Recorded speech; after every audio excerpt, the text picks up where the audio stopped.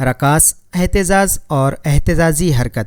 باغ میں جھولا جھولتے ہوئے بچے آپ نے دیکھے ہوں گے۔ جھولے کی اس حرکت کا بغور مشاہدہ کیجیے۔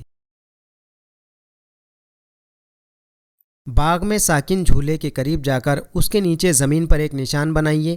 اس نشان کو آپ جھولے کا مرکز یا وسطی مقام کہہ سکتے ہیں۔ اسے زور سے جھولا دیجیے اور اس جھولے کا مشاہدہ کیجیے۔ جھولا ایک سرے سے دوسرے سرے پر بار بار جاتے ہوئے وسطی مقام کو پار کرتا ہے۔ جھولا ایک سرے سے دوسرے سرے تک جاتے ہوئے بار بار مرکز سے گزرتا ہوا نظر آئے گا۔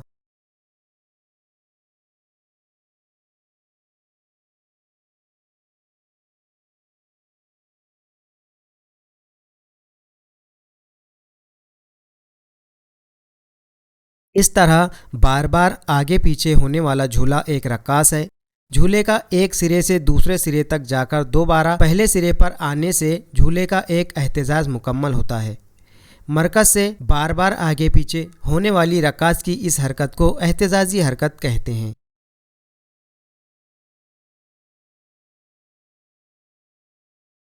ربر بینڈ تان کر چھوڑنے پر اس میں ارتعاش پیدا ہوتا ہے۔ بازو کی تصویر سے اس کا موازنہ کیجیے۔ ربر پر زیادہ قوت لگائی جاتی ہے تب وہ زیادہ تنتا ہے، یعنی ارتعاشی عرض بڑھتا ہے۔ چھوڑنے پر ربر کی آواز اونچی ہوتی ہے۔ ربر پر کم قوت لگائی جائے تو ربر میں کم تناؤ پیدا ہوتا ہے۔ اس وقت ارتعاشی عرض کم ہوتا ہے اور اس کی آواز بھی کم ہوتی ہے۔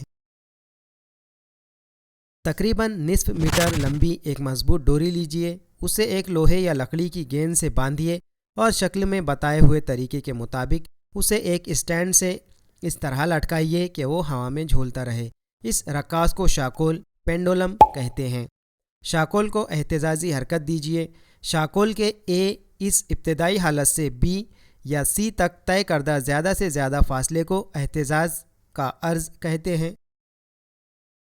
شکل میں اے بی یا اے سی شاکول کا اہتزازی عرض ہے۔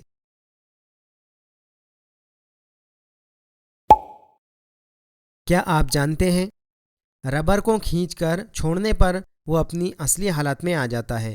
اس خاصیت کو لچک، الاسٹیسٹی کہتے ہیں۔ تانے گئے ربر میں ارتعاش پیدا ہوتا ہے تب لچک عمل کرتی ہے۔ رقاص کا اہتزاز ہوتے وقت زمین کی ثقلی قوت عمل کرتی ہے۔